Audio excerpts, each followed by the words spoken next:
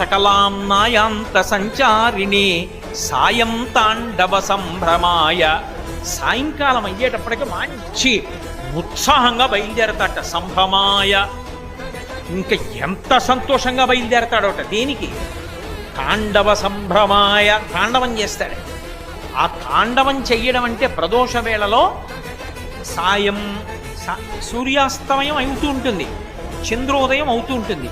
ఈ రెండిటికి మధ్యలో ఎర్రటి కాంతి వస్తుంది.